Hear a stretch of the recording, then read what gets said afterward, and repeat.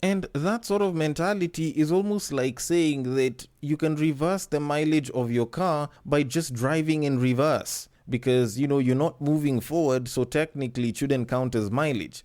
Like, at the end of the day, there's still wear and tear happening. At the end of the day, you're still moving in a particular direction. So stop running away from the fact that there's mileage that's being covered. Also, speeders aren't really going to consider that logic at the end of the day. But then again, maybe it's just me, maybe I'm wrong. Maybe the whole idea of the body count has been overblown. The royal penis is clean, Your Highness. Welcome to the Breaktime Podcast, where I talk about love, sex, and relationships from a guy's perspective, as well as a bunch of other guy shit. The man on the mic is a man who believes that astrology should have been the study of ass. He is also a man whose sickness for the thickness prevents him from skinny dipping. It is none other than your tall, dark, and mildly handsome man, Sir Denver B. I am back to speak about men. And if anything, it's more or less like the male dating experience. Okay, can I call it the male dating experience? But yeah, it's about men and the role that they play in relationships to some degree.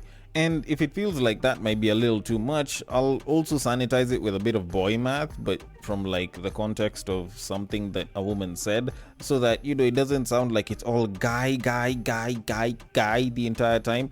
And considering that this is a Friday episode, it means that I get to dive into the wonderful world of X to pick a couple of tweets and break them down a little bit. And as usual, you can be a contributor to the making of these episodes by sending in the many interesting tweets, or should I say X's, that are usually posted up on X.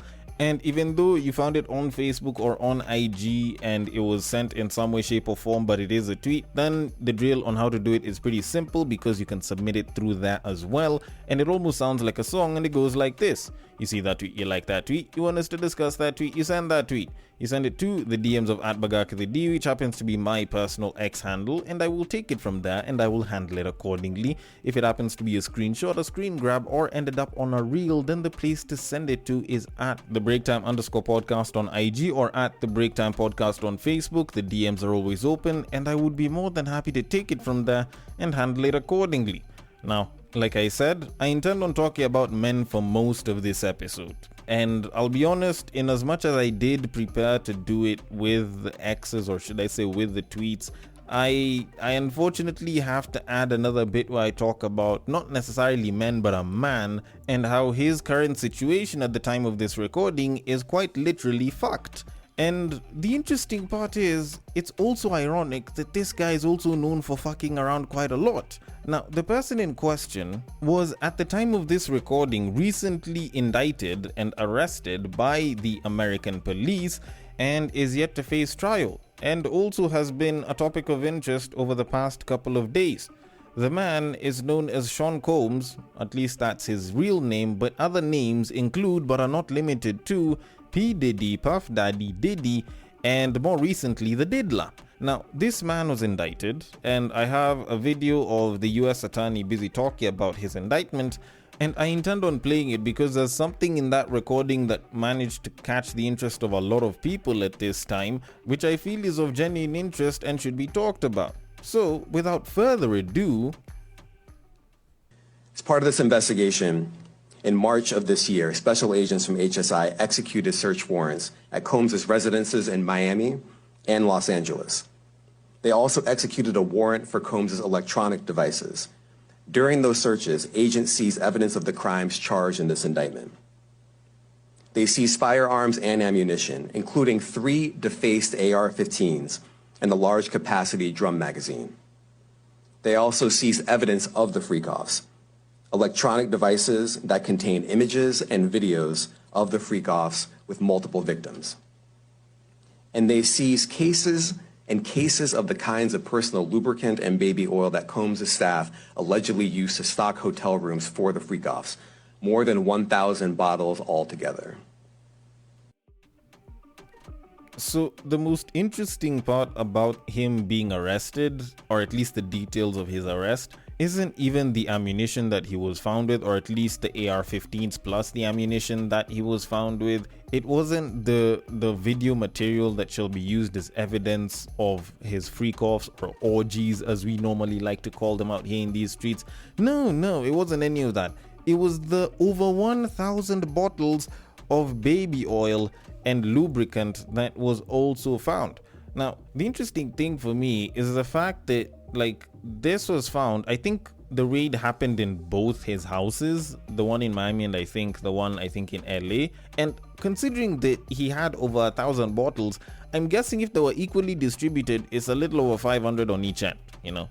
But that's just me. Still, like, guys were going off on the fact that this guy having this many bottles of baby oil and lotion and lubricant, if we can call it that, is just evidence that this guy was doing some very freaky and nasty shit. And if anything, having that many bottles of baby oil and lubricant should be a clear indication that this man was running some very, very nasty shit and he should be put inside. But honestly, I feel like we're looking at the wrong piece of evidence. Like, we should be focusing on the videotapes that they managed to get. We should be focusing on the AR-15s. We shouldn't care all that much about the baby oil. Because when you kind of think about it, like, there's a lot of things that people could do with baby oil, and I know there's someone who's gonna be like, well, you know, Denver, what the fuck are you doing with 1,000 bottles of that shit?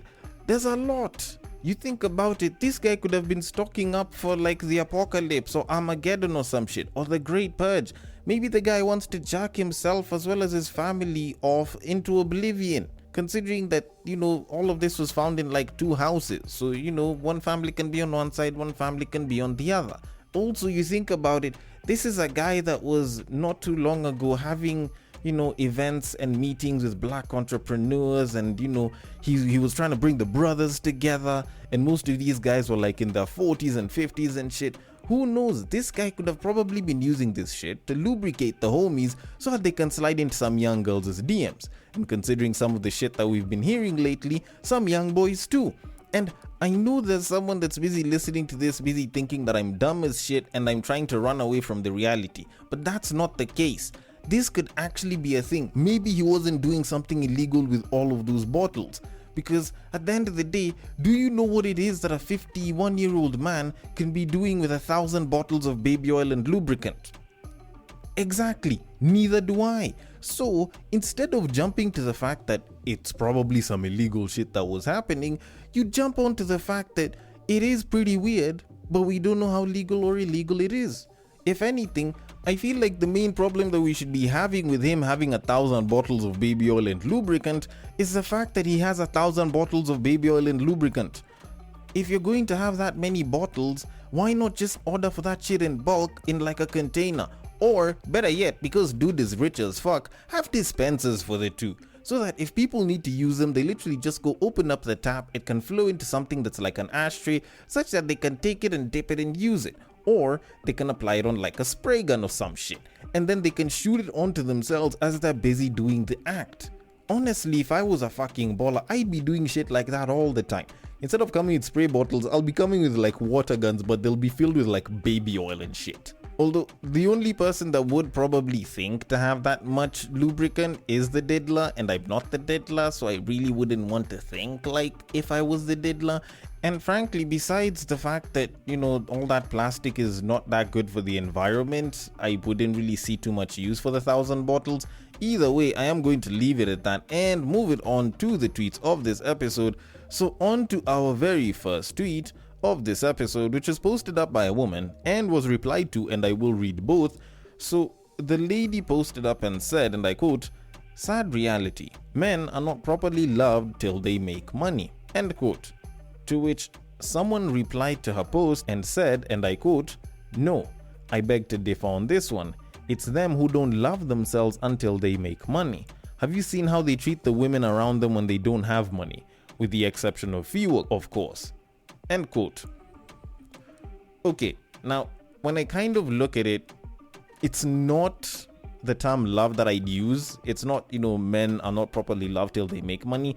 I'd say valued instead.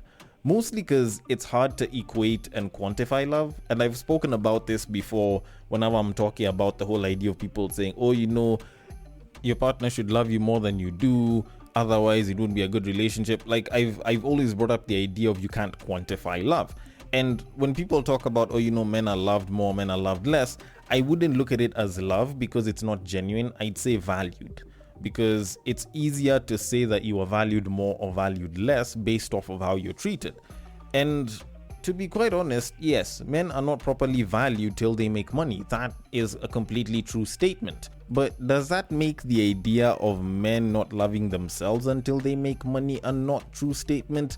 It's a little bit of a toss-up when you kind of think about it, because it's not that men will or won't love themselves if they make or don't make money.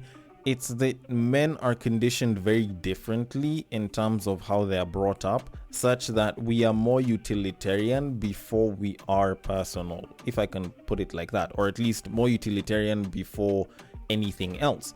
Because you kind of think about it, most guys will do and get stuff for themselves or for other people based off of their utility. So if a guy is trying to show themselves some form of self-love, they will always think about a utilitarian use for it. Now, not unless if you're removing stuff like booze and babes and other drugs and shit, it's not very common for a guy to be like, you know what, I've made a bunch of money, let me start doing fine dining. That's just not how it works. Yes, maybe you might get yourself higher quality food, but it doesn't mean that you'll now start doing fine dining and consuming smaller quantities of fine dining because now you love yourself. Nah, you will eat premium food, or you will eat more food or better quality food with the extra money that you get. The same thing will apply to stuff like cars, stuff like houses. All of them have a utilitarian purpose, and we'll get ourselves something better that will serve that utilitarian purpose. With women, it's a little bit different. A woman can choose to buy herself flowers, or they'll buy themselves nicer curtains, or they'll buy themselves a pair of shoes. And you think about it, for most guys, we'll look at stuff like that and it serves little to no utilitarian purpose, because like, what the fuck are you going to do with flowers besides look at them and maybe, just maybe occasionally smell them? And it's not like your curtains are old or rusty or they've been fucked up. You're just buying nicer looking curtains because they are nicer looking curtains. Like, it doesn't make sense. Also, you already have 12 pairs of shoes. Why the fuck are you buying a 13th pair because, I don't know, retail therapy or some shit? And that's the kind of thing that us guys will look at and we're like, you know what, y'all spend your money on pointless things, or us guys just spend our money on quote unquote more functional things. And that can become a problem for us guys because we don't know how to love ourselves as much, or at least we don't know how to give back to ourselves in a form of self-love. And when we are doing that, we're also looking at it from a very utilitarian perspective.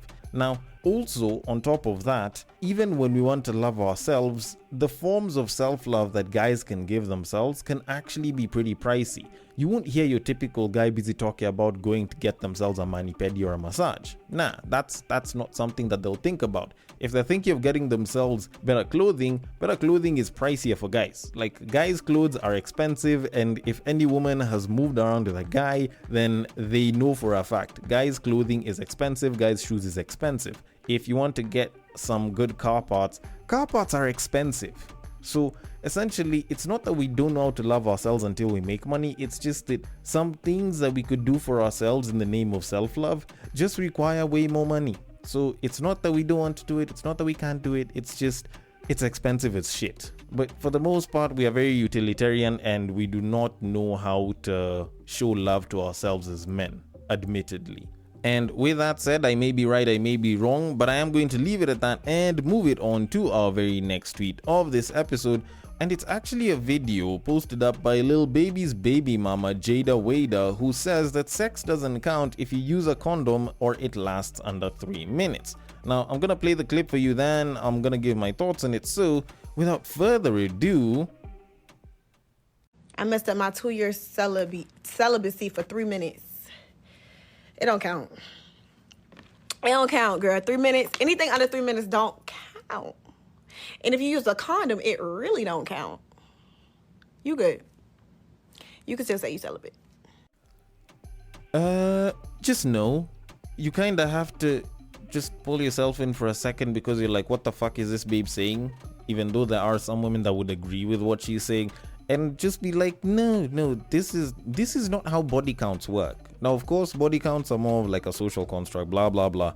But ideally, you can't decide who to count as part of the number of sexual partners you've had based off of how long they last and whether or not they use a condom. Now, granted, there was a joke around this that, you know, Tristan Tate was busy making online not too long ago, which actually does make sense and can allow you to question a bunch of shit.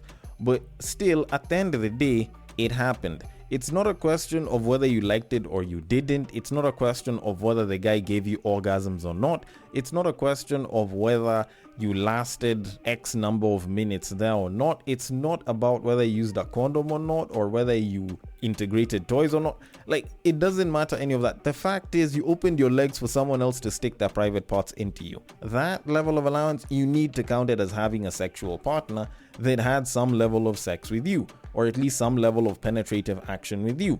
And that is something that no matter how much delulu you feed yourself will never negate the fact that you did it. If you did it, you did it. You can lie to yourself that you didn't do it. You can lie to yourself that it doesn't count. But the fact is, you did it. And you need to accept that it happened so that at least you can move on and, not dwell on that fact. Because at the end of the day, like, the whole idea of the body count, it's not even just from a guy's perspective of keeping a high score or some shit, or to demonize women.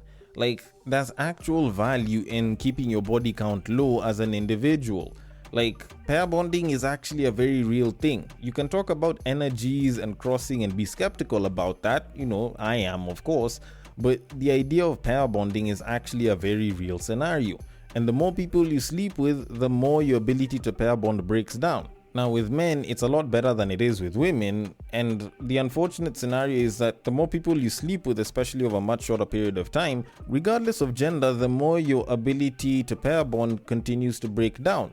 And it does get to a point where it becomes pretty hard for you to be able to pair bond. So minimizing the number of sexual partners that you have is actually a very, very real and very good thing to do. But when you have people that are busy trying to make their body count 3 even though it's 30 by saying shit like, he used a condom, he only lasted 3 minutes, you never really get to that point. And that sort of mentality is almost like saying that you can reverse the mileage of your car by just driving in reverse. Because, you're not moving forward, so technically it shouldn't count as mileage. Like, at the end of the day, there's still wear and tear happening. At the end of the day, you're still moving in a particular direction. So stop running away from the fact that there's mileage that's being covered. Also, speedos aren't really going to consider that logic at the end of the day. But then again, maybe it's just me, maybe I'm wrong, maybe the whole idea of the body count has been overblown. Either way, I am going to leave it at that and move it on to our very final tweet of this episode, which was posted up by a dude who said, and I quote, "Never date or marry a woman from a poor background.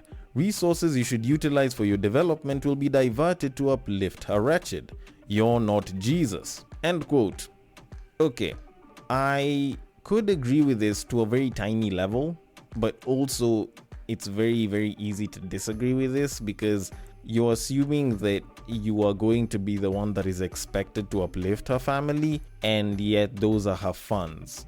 Like, if she's using her own money to uplift her family, I don't think there's anything particularly wrong. Now, should she divert a lot of that money into uplifting her current family with you and whatever kids you may or may not have?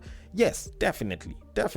But simply writing off a woman because she's from a poor background it just seems like you're being elitist because you do not want to be with someone who is from a less than privileged background, which doesn't necessarily mean that they will be diverting all of their funds towards uplifting her family or their family. Because at the end of the day, like, it's not like it has to happen. Like, yes, black tax does exist, and a lot of times you will find that those women will be asked by the family to like push a bunch of funding their way, but it doesn't mean that it's all of her funding and it'll be done all of the time. I do believe that having certain boundaries and understanding the relationship that the family has with her and how she contributes towards helping the family is particularly important.